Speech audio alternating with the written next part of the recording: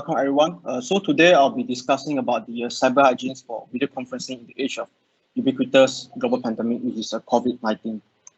So the internet is a very dangerous place. So as you can see nowadays, all of our mobile phones are connected to the internet. Almost every single infrastructure in the world are connected to the internet. Whether it's an internet or intranet, it's the same. And all these are actually an exposure for a lot of attackers, and this can actually create a lot of problems for the infrastructure. So this screenshot was taken this morning. So this one is actually a live cyber threat map. It's actually presenting, showing the number of cyber attacks that happens all around the place. So there are a lot of malwares going in and out, exploitation going in and out as well. So how does an exploitation works? So an exploitation works is that first the attacker will need to discover vulnerabilities, and then from there they will need to identify what are the attack vectors and what are the attack surfaces that they can actually penetrate through. So there are a lot of areas where an attacker able to cover. As you can see, if let's say they manage to find a vulnerable web application, they can actually do a SQL injection, and potentially they are able to get information from the SQL server itself, and so on and so forth. So what actually motivates the hacker? So there are a few key things that I actually consolidate over here.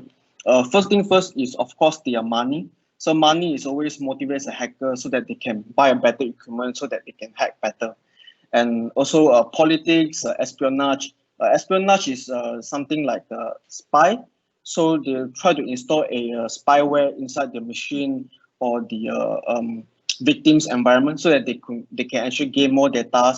They can actually study the people itself. Competition is also another key things. Stealing trade secrets, hatred probably is from a disgruntled employee, and also some people actually that are doing it for fun.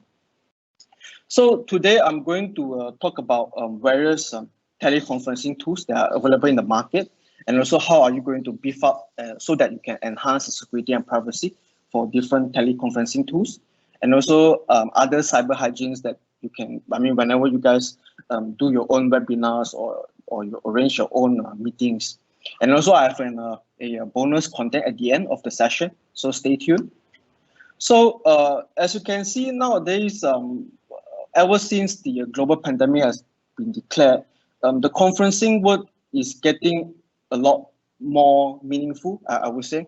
So back then, people are when people talk about conferencing, is that Singapore teams will liaise with the probably the Thailand team or talk to the Indonesia team so that they can collaborate and they discuss further, probably like a sales forecast and so on and so forth.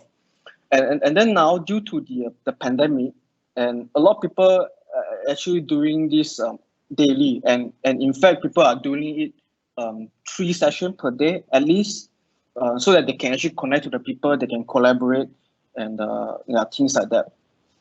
So there are a lot of things. So let's say, for example, today, last time the court hearing is used to be, you have to be physically present in the court itself, but then now you can actually, they are doing it over conference call. And yesterday I read a news is that one of the Malaysian guy actually got sentenced to death in jail because he's actually a drug dealer back in 2011. So they actually sentenced him to death through a Zoom conference call. So conferences, of course, you can do a lot more, like presentations. You can schedule a lot of things. Like now, you can do screen sharing. You can record the session, and a lot of things going on. But what about the security and also the privacy? So today we are going to discuss about this. So as you can see, there are a lot of video conferencing tools out there. You can see that these are the leaders quadrant. Yeah, TeamViewer, you got Zoom, you got Microsoft Teams, Skype, and a lot of other players out there are also doing the similar things. But let's say if you summarize, there are actually 6 major conferencing tools out there. There are actually people are using it a lot more compared to the rest. So after the pandemic has been declared, Zoom has actually achieved already exceeded 3 million of downloads. So imagine the number of people are using it daily, every single hours. So Zoom, Microsoft Teams, WebEx, this is a Google Meet, GoToMeeting, and also Skype. So they are so the two major market share is Zoom and also Microsoft Teams. So today we'll be discussing a little bit about both of these platforms. I won't be going through all of it because most of the settings are actually right at the same corner. So in just 3 weeks alone, there's about 2,500 of Zoom-related domains has been registered.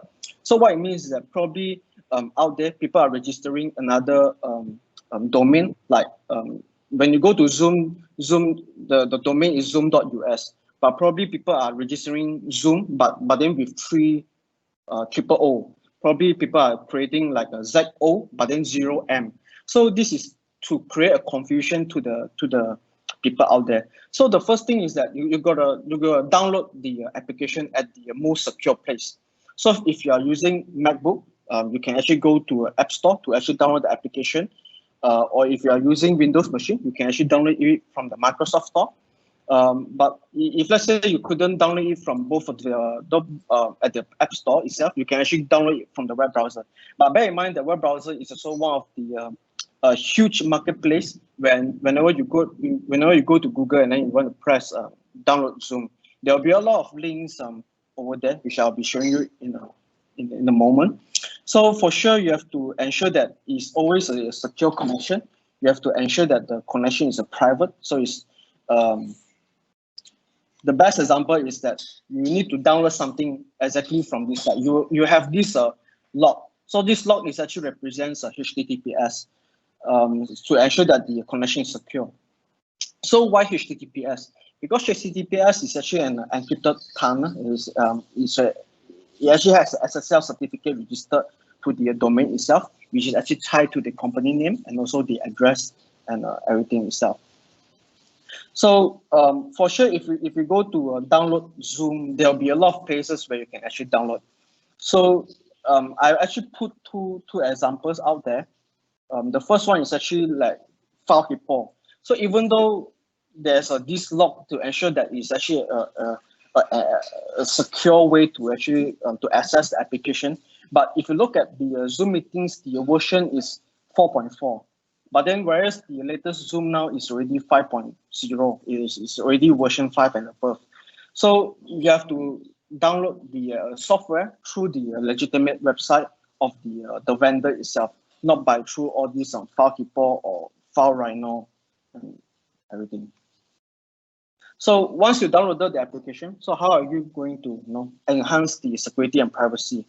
So if you look at the traditional meetings out there, so every single meeting is private, and you only let people in whenever the people are relevant to the meeting.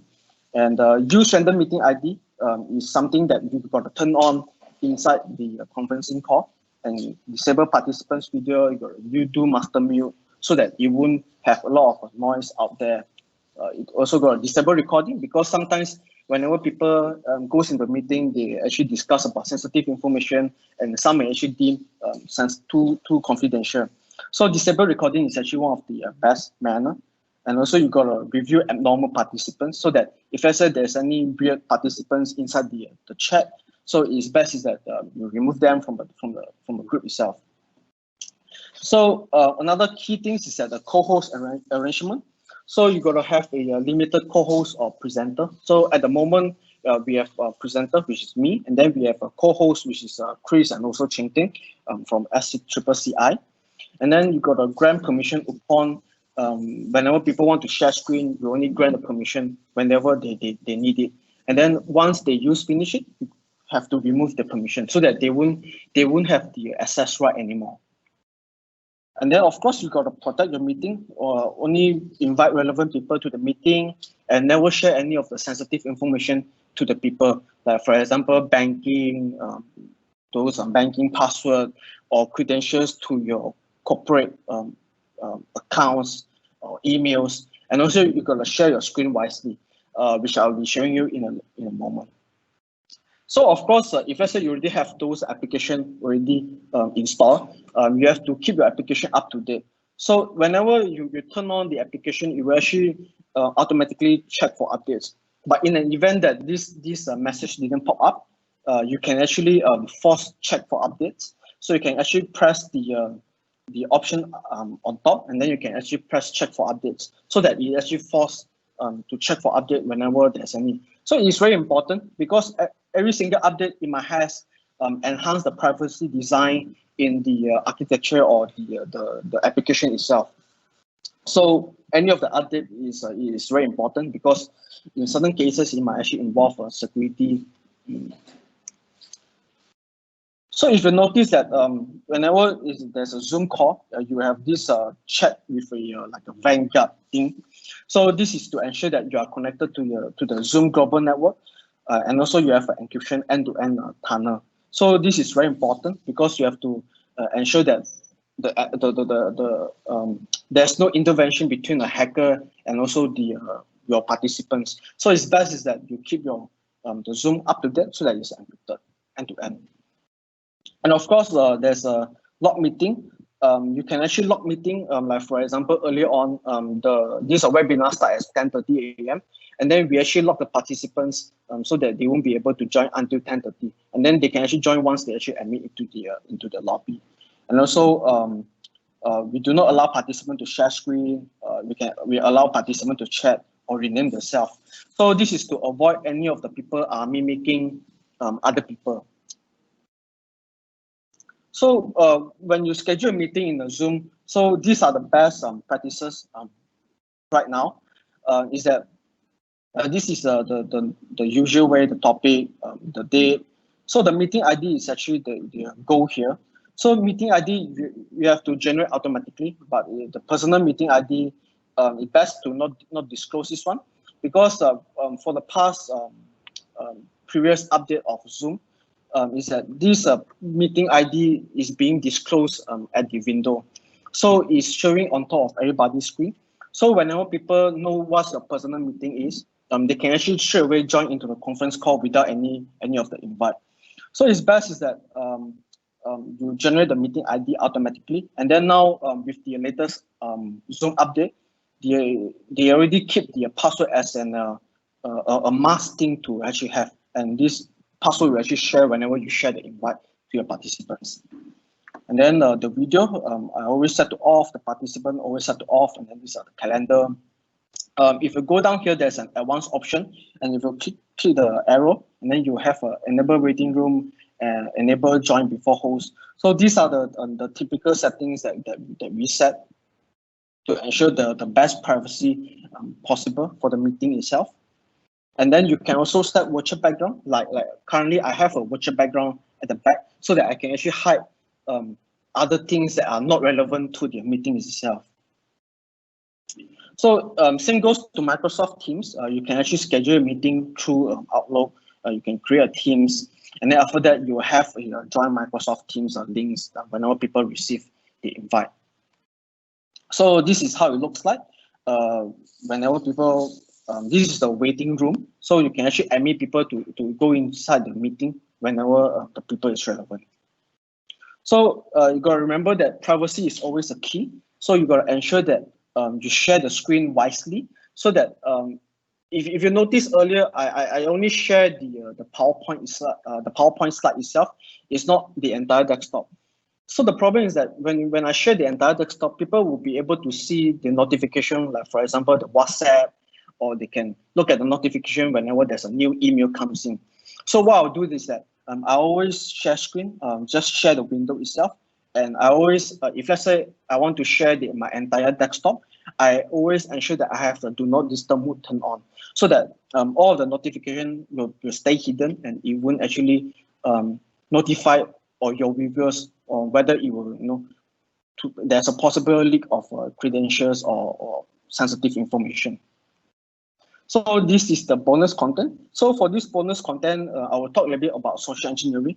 So this is to create a cyber security awareness to all the people out there so that they are more aware of what actually happens in their environment. So what actually what is a social engineering? So social engineering is actually a trick, is to trick the end user so that they are giving you sensitive information whenever they make a security mistake. So I'll give you an example. So this is pretty common nowadays. So there are 5 techniques out there for social engineering. So the first one is the website phishing. So they'll try to create a website that looks exactly the same as the, like for example, Facebook or Twitter and everything. But then the domain is different. I'll be showing you the example later on. And then the email phishing via attachment. So this is typically when people send an email to you, and then you in the format of like Microsoft Word, Microsoft Excel. So these are possible because they can actually create a macros inside, and we can actually embed a malware inside, and it can actually run automatically without the user knowing it. And then next is the email phishing through hyperlinks. So certain people, they actually send out the hyperlinks, the URL itself. And then some of the people, they are using URL shortener so that you won't be able to know the content behind the URL itself. And then you also have phone phishing. In short, it's called phishing. So this is to try to get the user to provide sensitive information just through the phone call itself. So probably today I can meet myself as the IT of the, let's say this ABC insurance company. So I can try to ask some questions to the people. So have you guys ever noticed that there's a slowness in terms of the email? So 10 out of 10 people will say they will experience a slowness inside the email.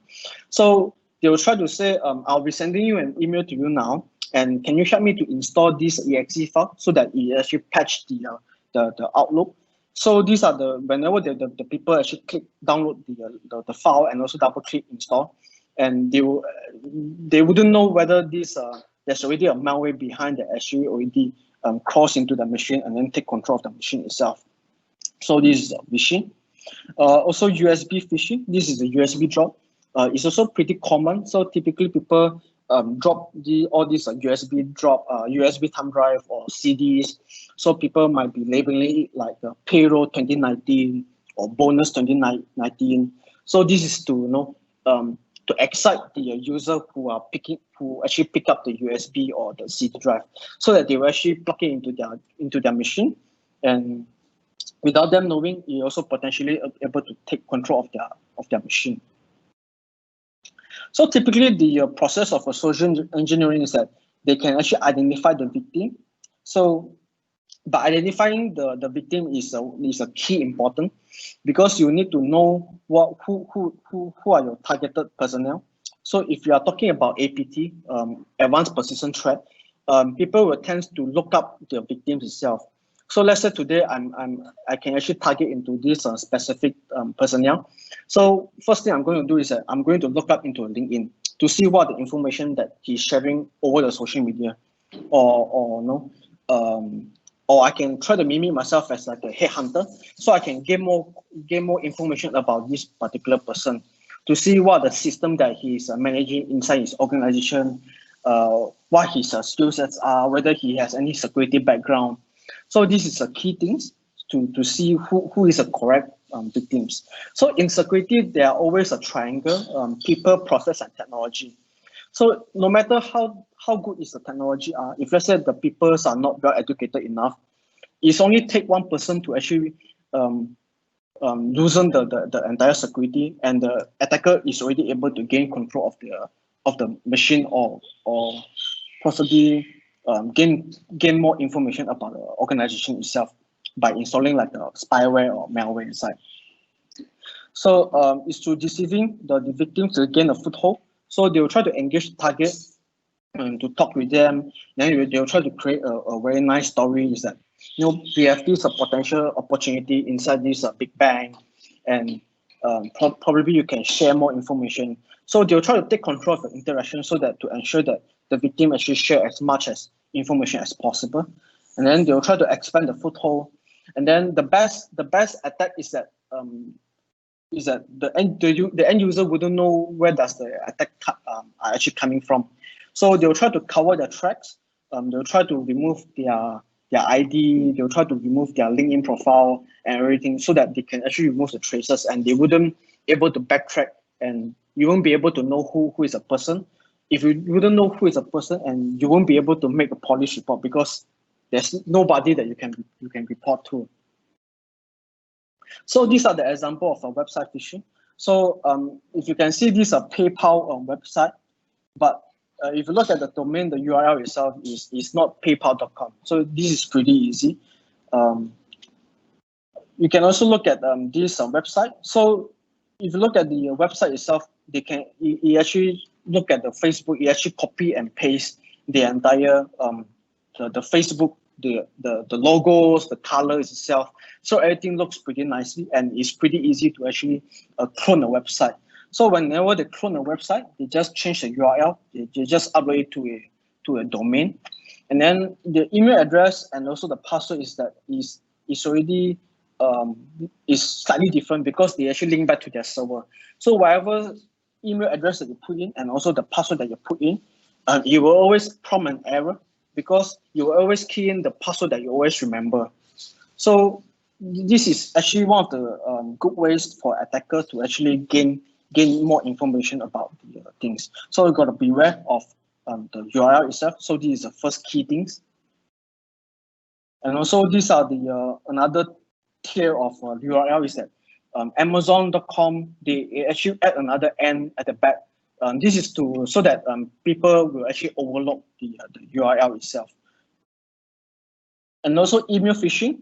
So similarly, they can actually clone this payment decline from an email pretty easily. But if you look at the email address, the sender is not Netflix.com. It's not a general email. So this is really something that phishing. So whenever you want to respond to an email or you click into a URL, you gotta look at the sender and also the URL link. So similarly, this is a Bank of America.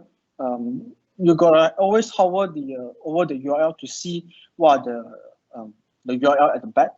So if you see that there's this tiny URL is actually a URL shortener. So it's actually shorten the long URL into a very shorter one, so that it won't save some space. So typically you wouldn't know what's the content behind it. So if you look at this email, so probably it's already a phishing email. So do not click it. And then also this one, is actually a email phishing with attachment. So this one is actually a document. There's no size to this particular document because they just put in a macro inside. So I would say this is a pretty bad template for email phishing. So the best practices is that always be cautious whenever you receive an email or a phone call, and always check and verify the sender or email address. There are a lot of cases whereby people are spoofing email of your finance team and get the CEO to actually send out the payment to another company. So always verify the sender email address and always verify the end user itself. Also check if contact with a phone call or SMS or WhatsApp. If let's say they're asking for money, so this is the first flag that you will notify yourself. And always use antivirus to scan all the attachment from the email, and do not open any of the hyperlinks, any of the suspicious email, and especially those URL shortener. And also do not disclose any sensitive data to unknown person, and especially through all these conference meeting, do not share sensitive information through the meeting chat or anything. Best is that communicate through emails, and also identify all of the best practices out there. And that's it. So a little bit introduction for myself. I'm Justin. So I'm the regional sales manager. I'm covering 3 countries at Wizlynx. So you can actually connect me through LinkedIn. So my LinkedIn profile is linkedin.com/in/J1KZ. And about the Wizlynx Group itself, we are actually a Swiss company. It's a globally accredited pen test service provider. Our headquarters is based in Switzerland. We actually provide a lot of security services for the company, mainly those pen tests, to your web, your wireless, your network, your server pen test. We also can conduct social engineering assessment. Other than that, we also have a red teaming assessment consultancy. We can also, if let's say you guys have any requirements on ISO 2700 or any of the security by design, we can actually help you guys to comply to that. And we also have numerous backgrounds for in banking, governments, and so on and so forth. All right. Okay, that's all from me. Thank you. I'll pass this session back to Chris. Thank you, Justin. Probably can stop the screen share first, from your side. Yeah. So we can actually just show your show yourself on the big screen. Then okay. So we're still probably waiting for some questions to come in. So I'll probably just start off on a note. I think, as you can see, a lot of people are now moving towards video conferencing, and with the Zoom, with the initial startup they had, the challenges that they face, and all the security issues, right? They seems to have actually upgraded themselves and overcome all these things. So just because just now in the initial part you showed the screen about the threats that's happening every day, right? So I just want to get your sensing that are generally all the video conferencing tools safe for everyone to use actually, based on your observation during this CV period and the threats that's coming in? Yeah, based on my observation, if you are using those top tiers of video conferencing tools like Zoom, Microsoft Teams, those are fine. So because good thing is that they are actually coming from a large organization, and over time they have their own security team to actually conduct security testing. So I would say it's safe to say that it's actually safe to actually use all those video conferencing tools.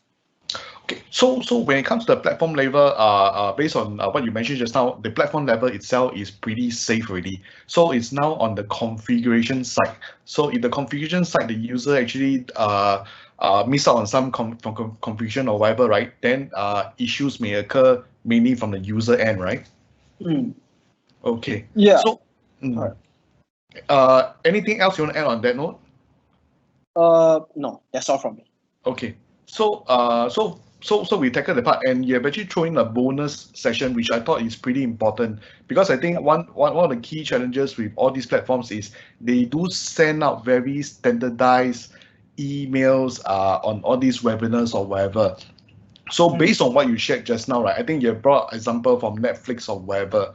So judging, let's say, from a Teams or a Zoom invite, where are the areas in the email that the participants should check just to make sure that the invite is actually legitimate? Are you able to share some details on that?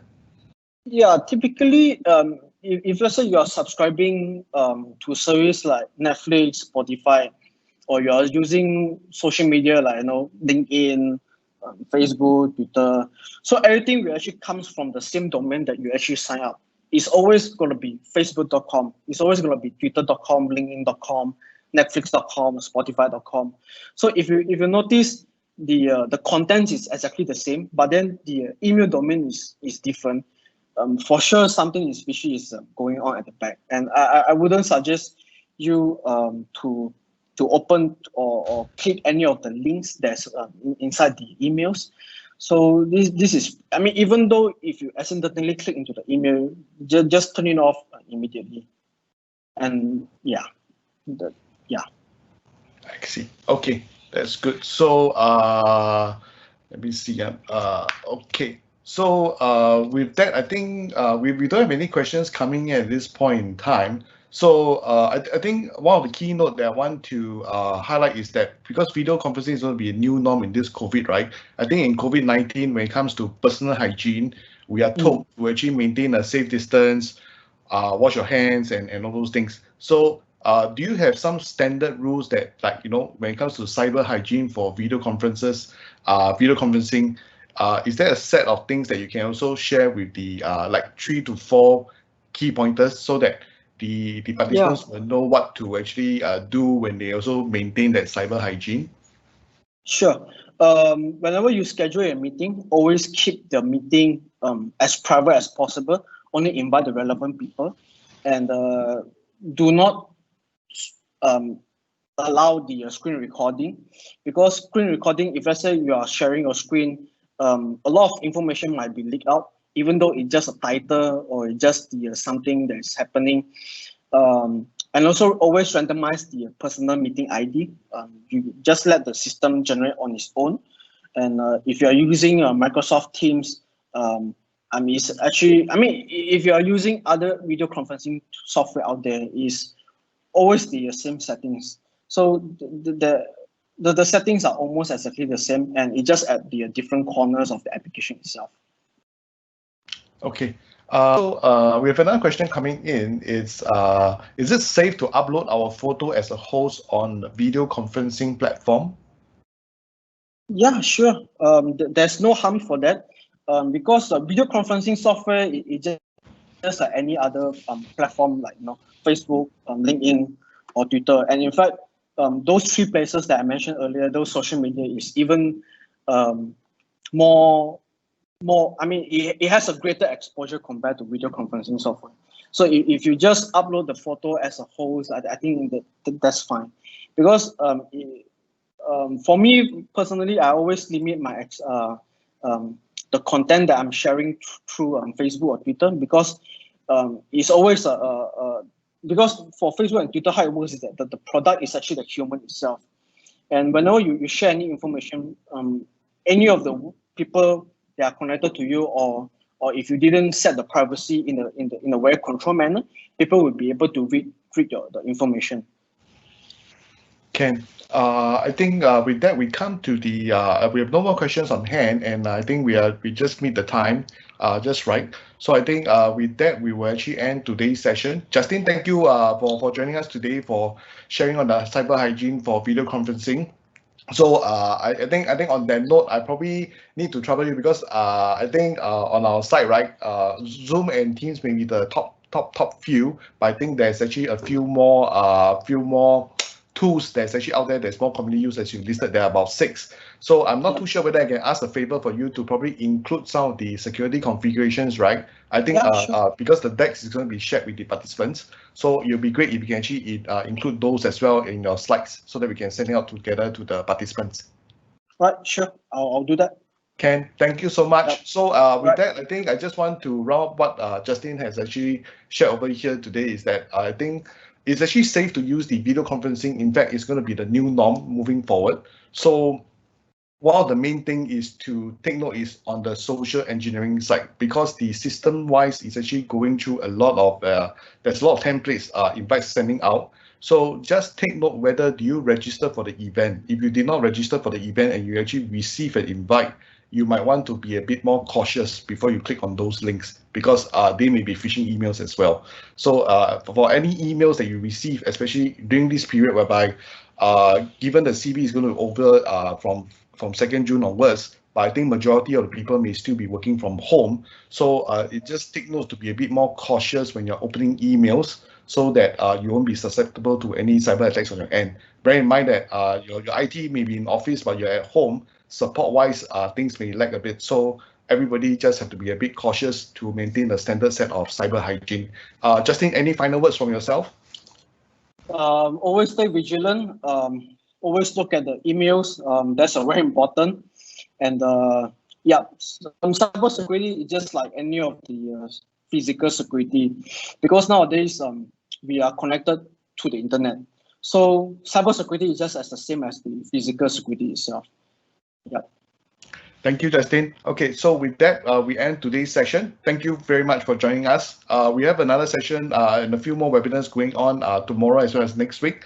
So do feel free to join us if you have not yet subscribed to the event. Also, please give us, we'd like to hear from you regarding the cybersecurity topics. Please do give us some feedback by scanning the QR code. We'll be leaving this screen on for the remainder of the webinar.